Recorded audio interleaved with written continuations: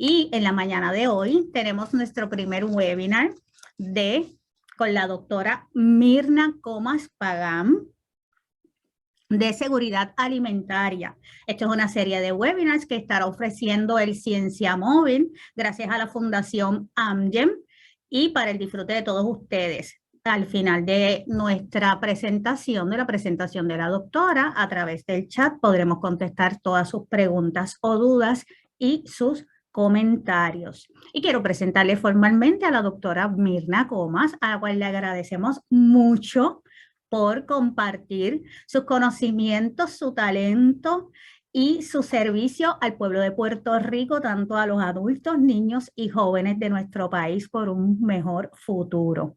Y la doctora Comas es catedrática, profesora y agrónoma de corazón, como la describe su hija Mirna.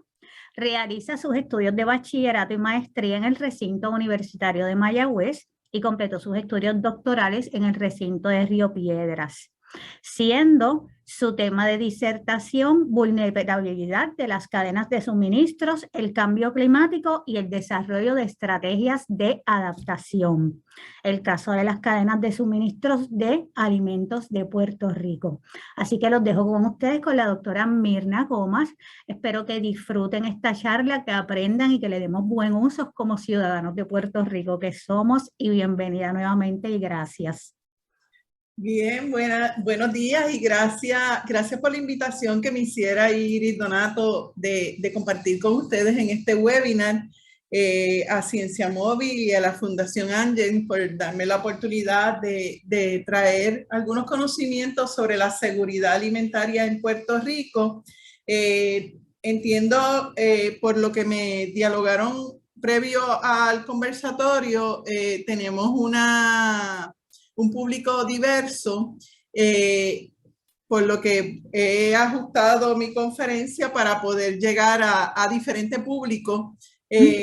Y tal y como mencionara Iris, pues vamos a tener el chat disponible para que ustedes puedan generar preguntas que estaremos contestando una vez finalicemos la presentación. Más sin embargo, si alguno pues quiere traer alguna inquietud durante la conferencia, pues levanta la manito y escribe en el chat, y ya sea Iris o Mirna Angélica, pues me interrumpen para que me hagan la pregunta. También agradezco a Mirna Angélica, que es mi hija, quien ha estado de intermediaria en este proceso. Voy a comenzar a compartir con ustedes la presentación.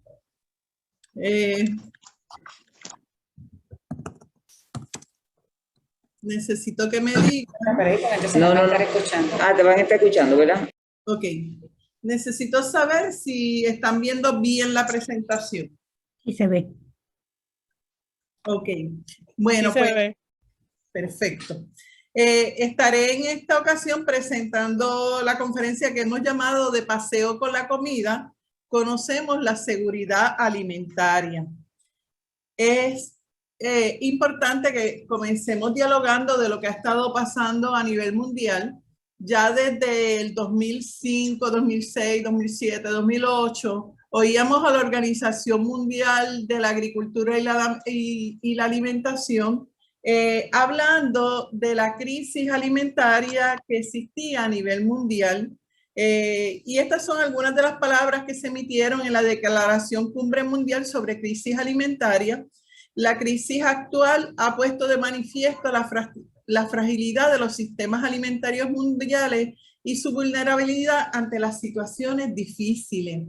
Y yo estoy consciente de que muchos puertorriqueños, cuando se le habla de seguridad alimentaria, tienden a describir la seguridad alimentaria, pero desde la perspectiva de inseguridad alimentaria, y relacionan la inseguridad alimentaria con gente muriendo de hambre, como pasa con la niña sudanesa, la foto que ven en pantalla, que fue tomada por este fotógrafo Kevin Carter, que estuvo 2 horas mirando cómo la niña moría y cómo este buitre acechaba ese cuerpo mientras gemía de dolor, dolor por hambre.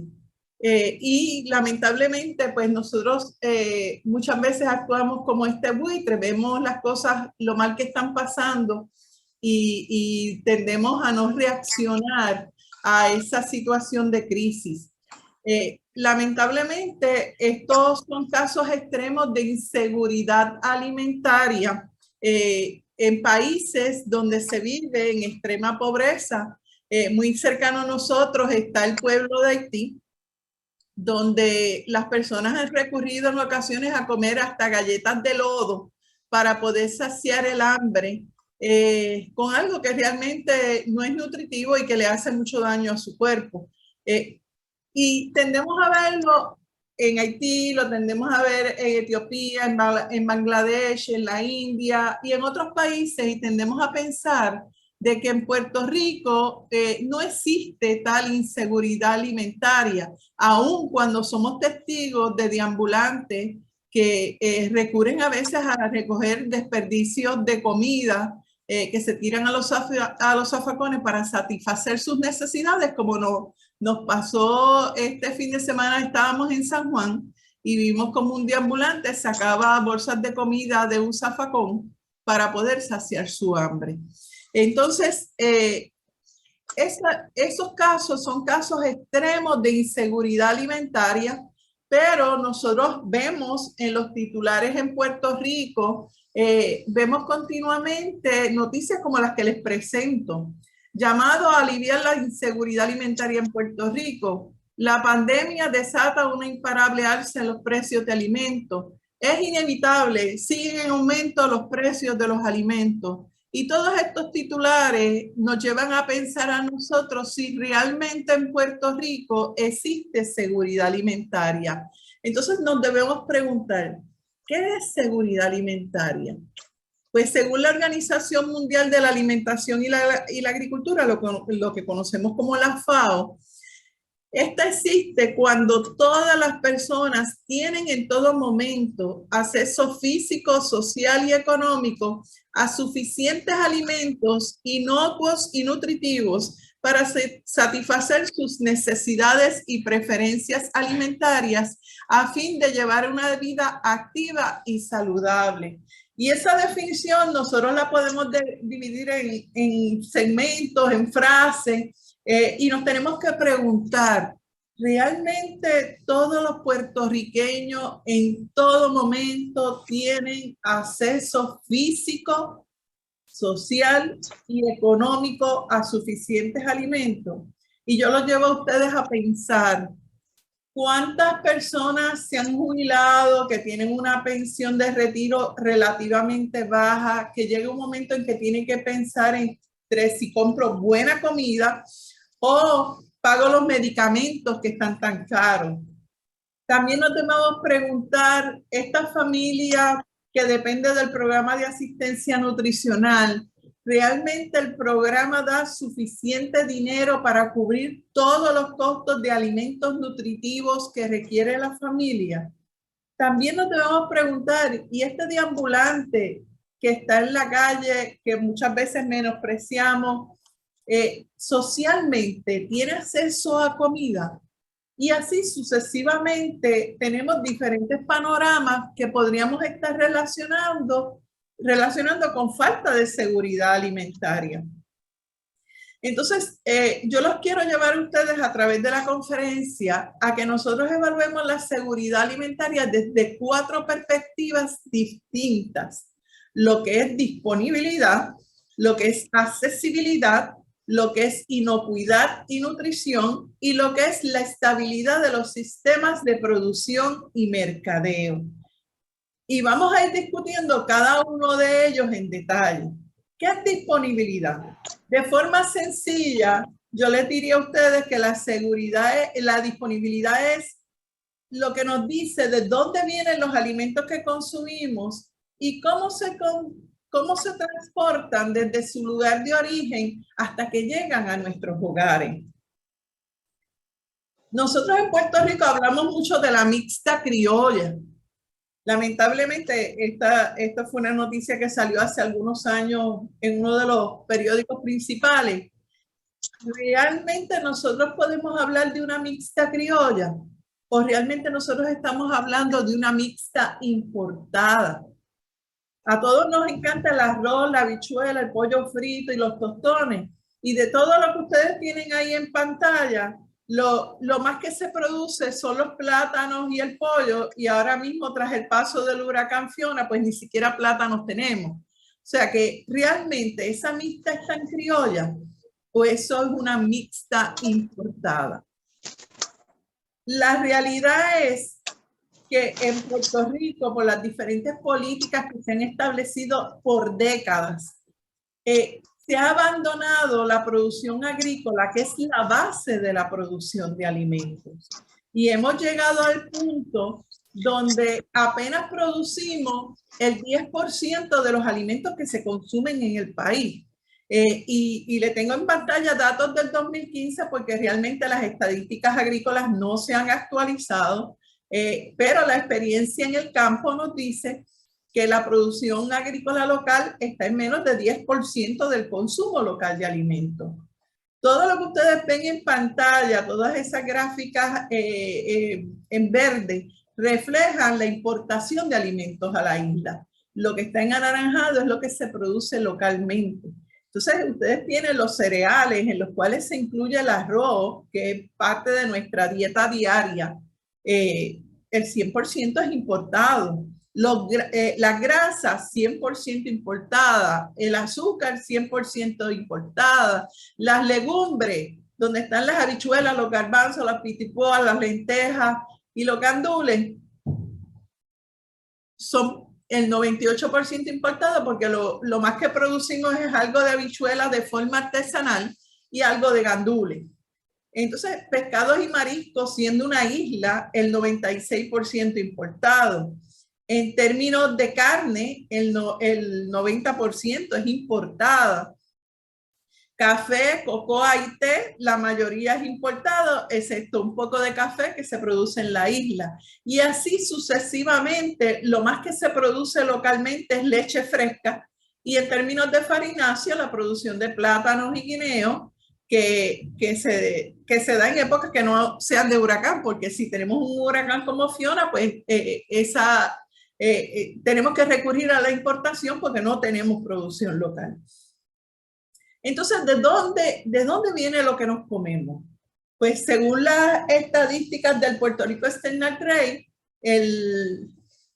nosotros importamos alimentos de 56 países distribuidos alrededor del mundo.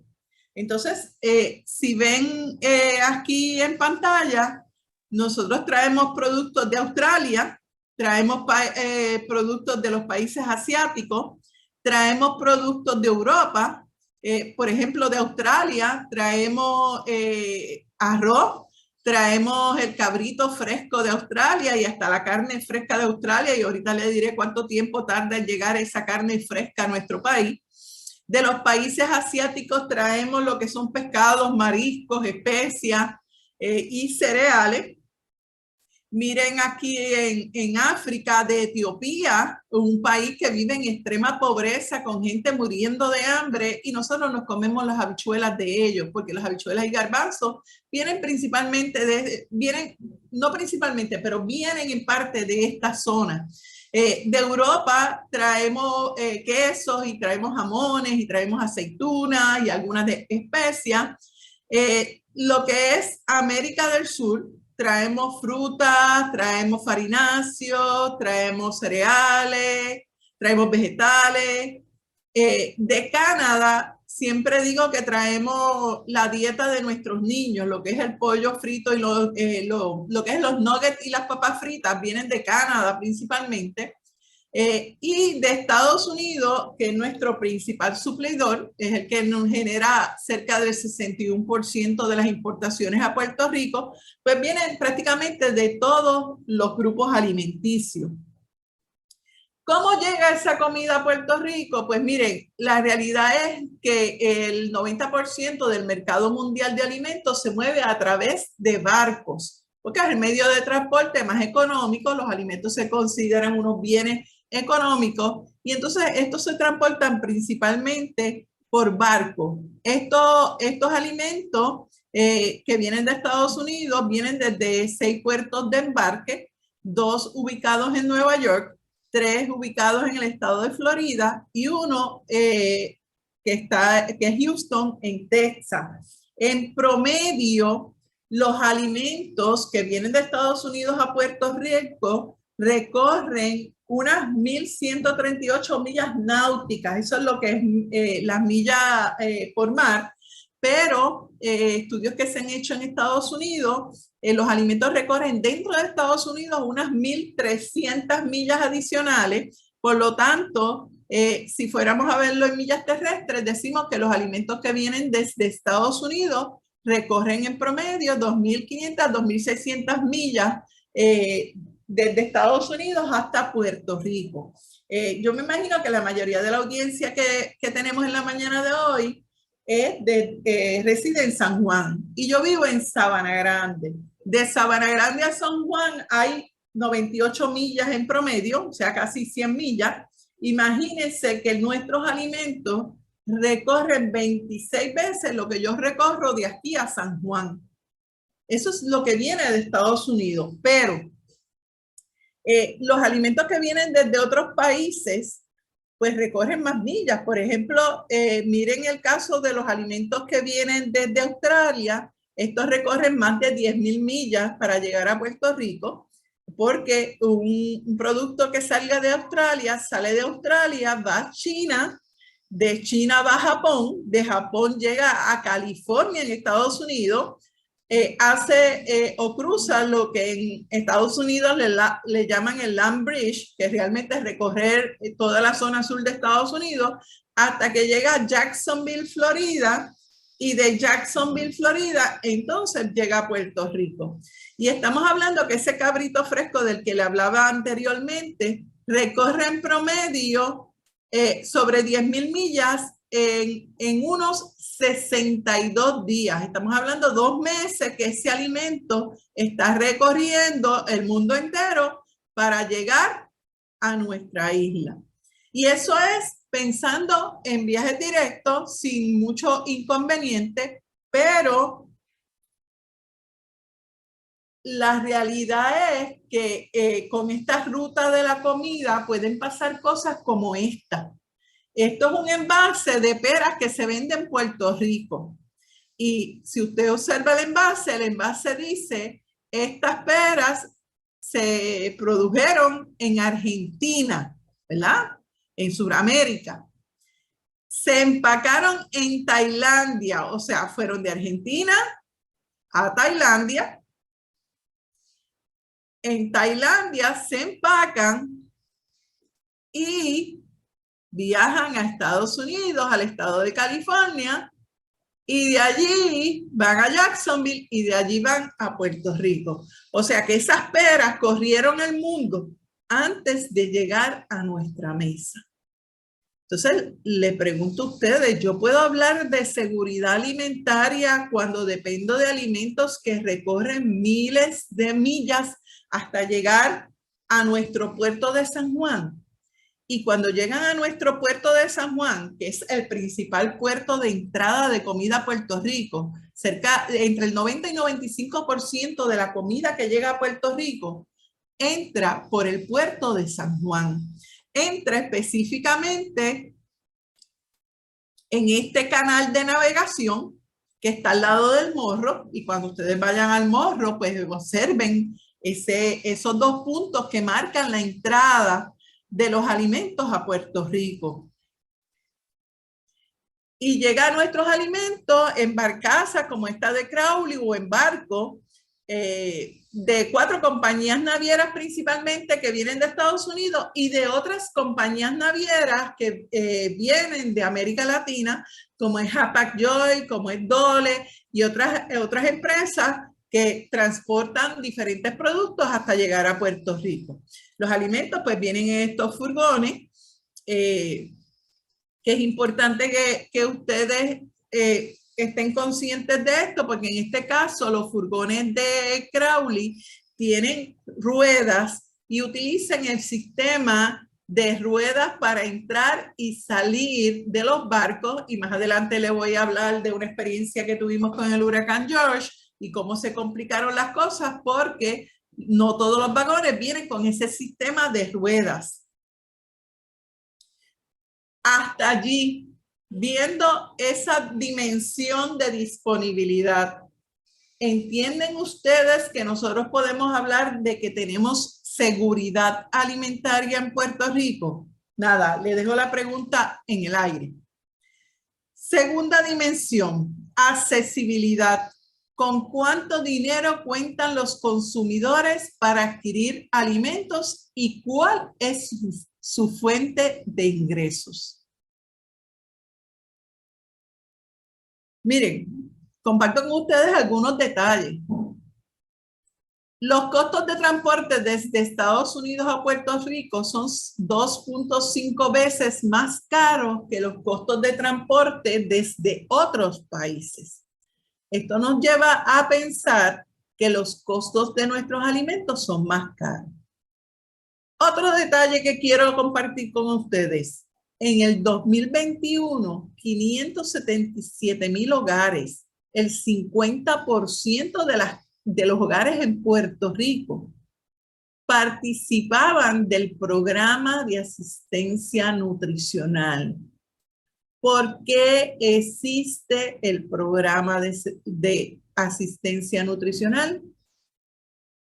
Para garantizar la seguridad alimentaria de los puertorriqueños. Estamos diciendo que el 50% de nuestras familias viven con inseguridad alimentaria y dependen del programa de asistencia nutricional para tener algo que comer. Otro detalle, los precios de los alimentos en Puerto Rico son 13% más altos que en Estados Unidos, mientras que el ingreso de los puertorriqueños es 39% más bajo que el de Estados Unidos. O sea, nosotros tenemos ingresos más bajos y pagamos la comida más cara. Y tenemos nuestra gente dependiendo de programas de asistencia nutricional para poder tener algo que comer. En ese punto, ¿podemos hablar de seguridad alimentaria? Porque no solo es el programa de asistencia nutricional, existen otros programas que van encaminados a ayudar a nuestra población a tener accesibilidad a alimentos nutritivos. Programas como el programa WIC, programas como el programa de alimentos para envejecientes, programas como el programa de comedores escolares.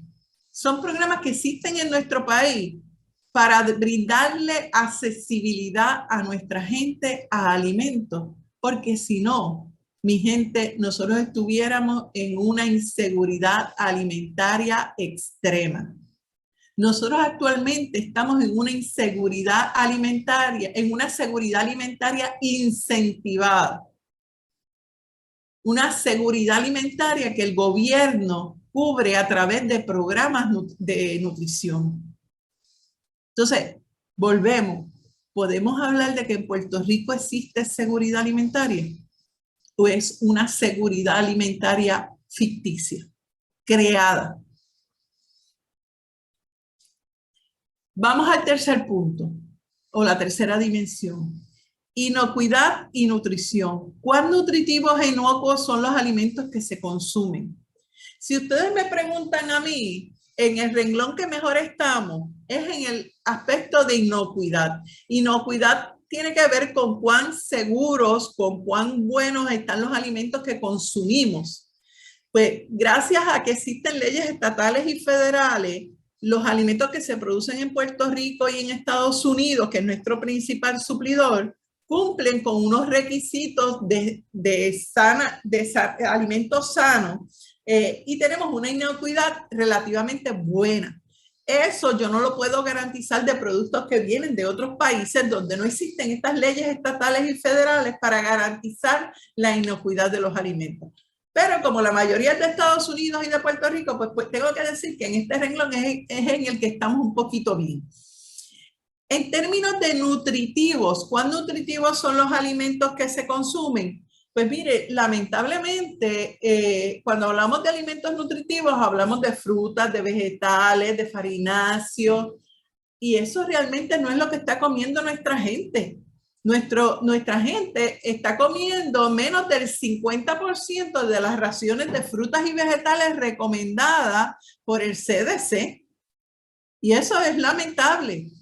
¿Por qué? Porque en sustitución de alimentos nutritivos estamos consumiendo alimentos con alto contenido de sal, de azúcar y de grasa. Y esos alimentos tienen una consecuencia. La mala alimentación tiene una consecuencia. Y entonces vemos una población con serios problemas de obesidad o sobrepeso por mala alimentación y falta de ejercicio físico. 66.6% de nuestra población de adultos tiene obesidad o sobrepeso.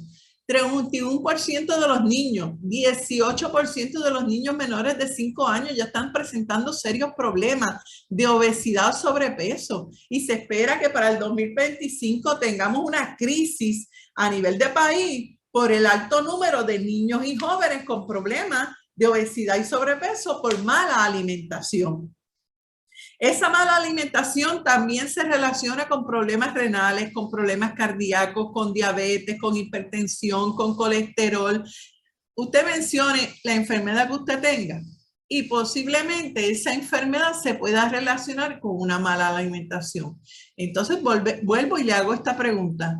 ¿Realmente existe seguridad alimentaria en Puerto Rico? Miren, en el 2015... yo estuve en la cumbre de seguridad alimentaria y nutrición en Roma. Y en esa cumbre los países tuvieron la oportunidad de presentar las políticas que habían estado estableciendo para mejorar la situación alimentaria de sus países. Y muchos de los países con extrema pobreza hablaban de cómo habían creado programas nutricionales para ayudar a la población a tener acceso a mejores alimentos. Pero el gran hallazgo de la cumbre fue que se pronosticaba que el problema de obesidad había aumentado tanto a nivel mundial que se podía hablar de esta condición a niveles pandémicos. Imagínense ustedes qué seria es la situación de la obesidad, no solo en Puerto Rico, sino en el mundo entero, por una mala alimentación, entre otros factores. Vamos a la última dimensión. La última dimensión se relaciona con la vulnerabilidad de las cadenas de suministro de alimentos. Esto es desde donde se produce y cómo se distribuyen los alimentos y los riesgos que pueden afectar la producción y distribución de esto. Pues miren, en el 2010 yo hablaba de los riesgos que podían afectar la estabilidad de los sistemas de producción y distribución de alimentos en Puerto Rico. Hoy, en el 2022, 12 años después, tengo que decir los riesgos que han afectado la estabilidad de sistemas de producción y distribución de alimentos en Puerto Rico. Hemos tenido eventos como el hundimiento de barcazas, como esta que ustedes tienen en pantalla. Eso fue en el 2010 en el mar Árabe. Y en aquel entonces yo le decía a unos compañeros agrónomos, ¿quién de ustedes me dice a mí que en esa barcaza no venían no venían alimentos para Puerto Rico? Pues mi gente, venían unos furgones de ajos para Puerto Rico. Y tras el hundimiento de esa barcaza, los ajos en Puerto Rico se pusieron a $5 la libra porque escasearon significativamente. Pero en el 2014 tuvimos el hundimiento del Faro, una de las barcazas de Sea Star que venía a Puerto Rico. Y en ese hundimiento del Faro se hundieron 72 furgones de pollo que venían para Puerto Rico. También hemos tenido periodos de sequía extrema, no solo en Puerto Rico. Estados Unidos presentó serios problemas de sequía en el 2014 y 2015 que afectaron la producción de granos, de cereales. También hemos tenido huracanes. El huracán George hizo estragos en nuestro país y el huracán María, que es más reciente, ya mismo le voy a dar algunos detalles del huracán María. Y tan reciente como hace unos 2 meses tuvimos el huracán Fiona. Entonces, muchas veces estos riesgos que mencioné anteriormente, la sequía, los huracanes, las tormentas, podríamos verlos como riesgos a nivel regional en Puerto Rico o cercano a Puerto Rico. Pero llegó la coronavirus y entonces allí este coronavirus vino a ser un problema a nivel mundial. Y la guerra de Rusia y Ucrania, que estamos viendo su efecto sobre Puerto Rico actualmente, y ya mismo le voy a decir cómo nos está afectando, son riesgos que no son regionales, son riesgos que ocurren a nivel mundial y que han puesto de manifiesto la vulnerabilidad del sistema alimentario global, no solo en Puerto Rico, sino en el mundo entero. Por ejemplo, el huracán María y nuestra seguridad alimentaria. Yo tenía desde el 2008, yo hablaba con miembros de la cadena de suministros de alimentos y ellos me decían que en Puerto Rico no había por qué preocuparse porque ellos tenían bastante comida en almacenes o tenían forma de traerla de Estados Unidos, etcétera. Pero tras el huracán María vimos titulares como este. Quedó demostrada la vulnerabilidad del sistema alimentario de Puerto Rico. Y entonces vimos cómo se limitó los alimentos que había disponibles en los supermercados, cómo se afectó la accesibilidad a estos alimentos por problemas con el servicio de electricidad, de agua y de comunicaciones. También vimos cómo terminamos comiendo alimentos con mucho más contenido de grasa, sal y azúcar, porque eso era lo que se distribuía de ayuda para que la gente consumiera. Y realmente vimos un sistema de producción y distribución que colapsó tras el huracán María. Con la COVID-19 y la cadena de mercadeo global de alimentos, vimos que a nivel global se redujo la disponibilidad de mano de obra agrícola, afectando la agricultura más intensiva. Y cuando hablamos de agricultura más intensiva, nos referimos a cultivos como hortícolas que requieren mucha mano de obra para darle mantenimiento a esos cultivos y para cosechar los cultivos. También vimos problemas en plantas de proceso. Para que ustedes tengan una idea, de 800 plantas procesadoras de carne en Estados Unidos, durante la pandemia, más de la mitad de ellas cerraron por problemas de contagio con su gente. Y no solo cerraron temporalmente, hubo plantas de estas que cerraron terminantemente. No han vuelto a abrir operaciones. Entonces vimos problemas de logística de distribución y transporte, como por ejemplo vimos titulares de Los Ángeles, California, que tenían problemas en los muelles. La realidad es que las medidas de cuarentena limitó el acceso a insumos agrícolas y afectó los mercados agrícolas. Y entonces a nivel global pues se hablaba de la inestabilidad del sistema alimentario global, que ya entonces a nosotros nos viene afectando porque estábamos viendo aumentos en el precio de los alimentos. Y entonces llega la guerra de Rusia y Ucrania, entre Rusia y Ucrania, y nosotros decimos, no, pero eso es el otro lado del mundo, no tenemos que preocuparnos, eso a nosotros no nos bombardean. Bueno, a nosotros no nos bombardean con armas, pero nos bombardean con precios altos de alimentos. Entonces, tenemos mensajes como este presentado por el presidente Biden, que en una reunión del G7, esto es una reunión de estos países de mayor desarrollo económico del mundo, ellos se reúnen para hacer trabajos en conjunto, y en su reunión de marzo de este año, el tema principal era la seguridad alimentaria global. ¿Por qué? Porque tanto Rusia como Ucrania son unos muy buenos países productores de alimentos. Entonces, en la medida que estos países entraron en conflicto, esos alimentos ya no iban a estar disponibles para países de África, donde sabemos que hay mucha pobreza y hay mucha hambre, pero tampoco iban a estar disponibles para Europa. Entonces, ¿cómo se iba a satisfacer las necesidades de estos países? Pues, por ejemplo, Estados Unidos dijo, pues yo me comprometo a ayudar, a proveerle trigo a África para ayudar a su gente. Pero en la medida que Estados Unidos le ofrece a África, hay menos productos disponibles para nosotros y para el mismo Estados Unidos. Entonces, esto va creando unas inestabilidades en el mercado mundial de alimentos. La guerra de Rusia y Ucrania también nos trajo aumentos en el precio del combustible. Y todos hemos vivido como cada día vamos a los garajes de gasolina y aumenta el precio de la gasolina. En estos días hemos visto un pequeño bajón en esos precios, pero no hay mucha esperanza de que esto siga bajando mucho. Pero los quiero llevar a lo siguiente. Nosotros vemos el precio, cómo se afecta el precio del combustible a nivel del consumo de nosotros como consumidores, pero la gasolina, el diésel, los aceites son insumos importantes para la producción de alimentos y para la elaboración de los alimentos. Y en la medida estos aumentan el precio de los productos agrícolas y de los alimentos a través de toda la cadena sigue aumentando. Y nosotros hemos visto gráficas como esta.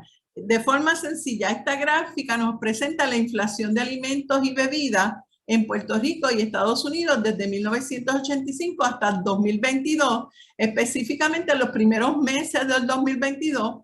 Si tiramos la gráfica para estos últimos meses, ustedes van a ver que la inflación o el aumento general en el nivel de precios se ha ido sobre el 10%.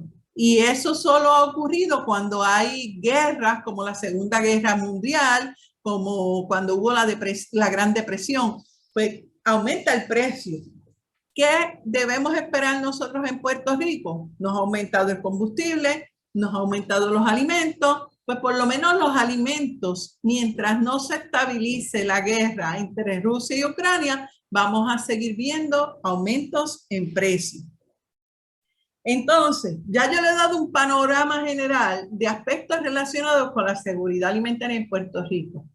Yo entiendo que ustedes deben haber quedado bastante convencidos de que realmente en Puerto Rico no hay tal cosa como seguridad alimentaria, sino que existe una seguridad alimentaria incentivada por el gobierno y en términos generales podríamos hablar de que en Puerto Rico vivimos con inseguridad alimentaria. Pero no nos podemos quedar allí. Tenemos que entonces preguntarnos, ¿qué podemos hacer? Porque la seguridad alimentaria es responsabilidad de todos. Y yo si estuviera ahora hablando con gente del gobierno, le estuviera hablando de la necesidad de establecer leyes que ayuden a establecer política pública para ayudar en la seguridad alimentaria del país. Si estuviera hablando con empresarios, le estuviera diciendo tienen que trabajar con el auspicio de productos locales para que haya más producción a nivel local y ayudemos a la seguridad alimentaria. Pero en el caso de los ciudadanos, ¿qué podemos hacer? Mire, debemos partir con reducir los desperdicios de comida. A nivel global se pierden 931 millones de toneladas, o sea, el 17% de los alimentos que se producen. Es preciso ir a los comedores escolares y ver cómo la gente bota la comida. En nuestros hogares mismos, cuánta comida se desperdicia.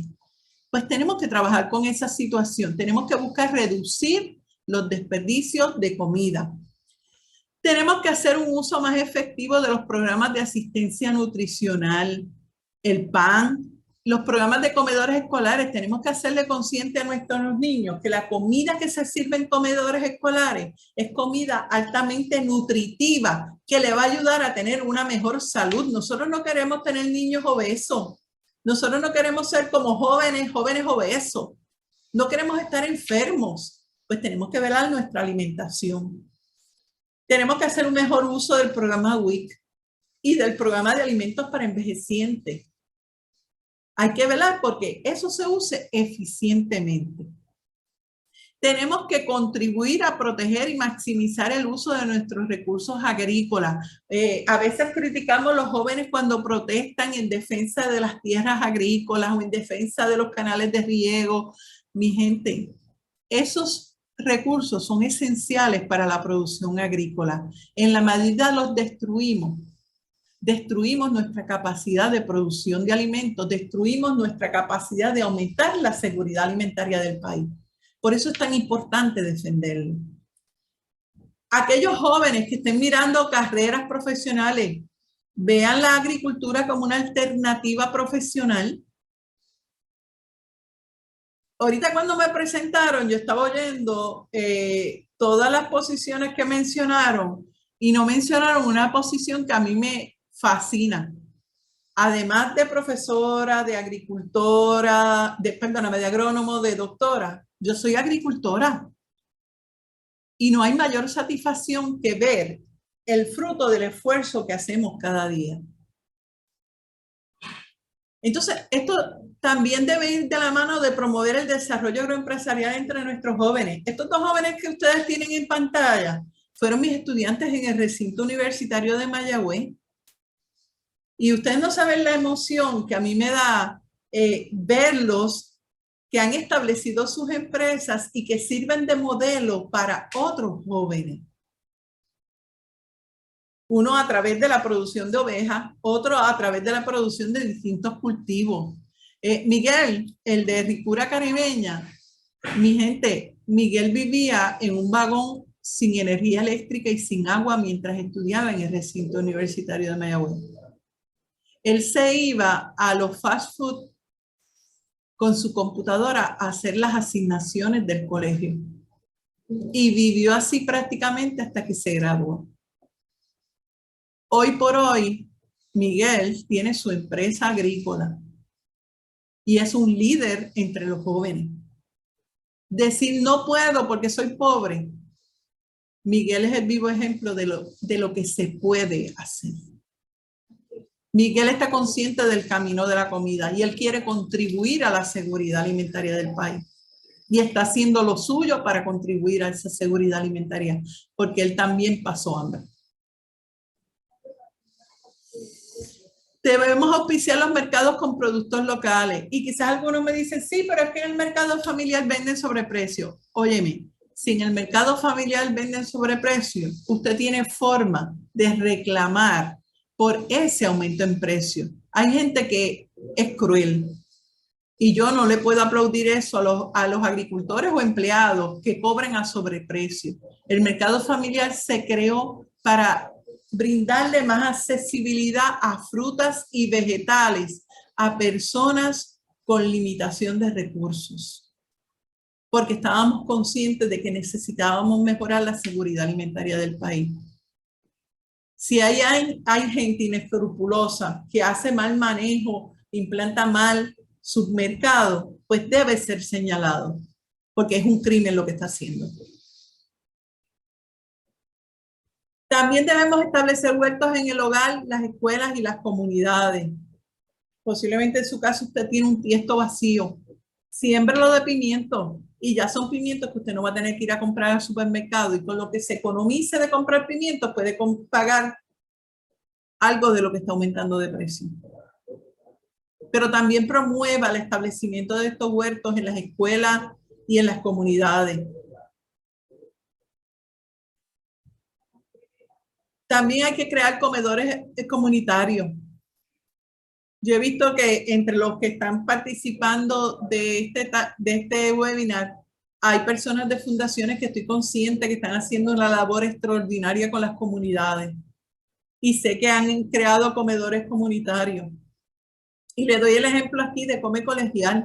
Come Colegial es una organización de estudiantes en el recinto universitario de Mayagüez que ofrece alimentos a otros estudiantes y en ocasiones comidas confeccionadas a otros estudiantes, porque en el recinto universitario de Mayagüez se identificaron estudiantes con desnutrición por falta de comida. O sea que, mi gente, la inseguridad alimentaria de nuestro país es real. Y la labor que ustedes están haciendo a través de sus fundaciones y sus organizaciones son esencial para que mucha gente tenga un plato que comer. Hasta aquí mi presentación. los dejo con el pensamiento de que la seguridad alimentaria es responsabilidad de todos. Cada uno desde su asiento, desde sus responsabilidades, debe ayudar a la seguridad alimentaria de Puerto Rico. Buen día.